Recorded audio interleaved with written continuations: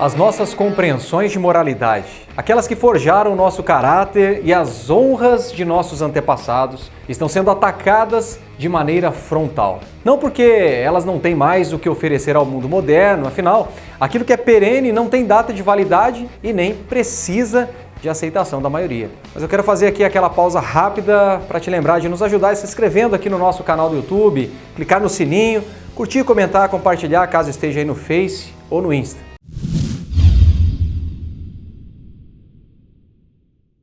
Nossas moralidades estão revogadas porque querem erigir outras no lugar. Outras que são feitas não com o propósito de correção de caráter, mas com a intenção de coação política. Ideologia de gênero, bandidolatria, aborto, eutanásia e tantas outras pautas são postas na sociedade não de maneira despropositada, mas com o intuito de engenharia de mentes, com a intenção de desenhar ou redesenhar a mentalidade social que sai das raízes, dos pilares ocidentais. Os progressistas entenderam, a partir da escola de Frankfurt e as teorias aí de Antônio Gramsci, que aqueles que controlam a cultura e a moralidade que a rege, controla tudo. Aqueles que definem o que é moral ou imoral podem mandar seus súditos pularem do penhasco, que eles o farão com algum propósito translocado, mas o farão. Pedirão para negar o óbvio e eles o farão, militando pela causa insana, como se fosse questão de salvação humana. Os engenheiros das moralidades estão entrando em nossas casas, estão tomando nossas TVs, livros, conteúdos escolares, a mente dos nossos filhos e, não raro, as nossas próprias. Parece conspiração, não é? Nós sabemos. Mas vejam com seus próprios olhos o estado esquizofrênico que muitos dos nossos filhos estão nas universidades. As verdadeiras lavagens cerebrais às quais nossos jovens estão sendo submetidos. Os jovens em poucos meses são convertidos a seitas políticas cada vez mais radicais.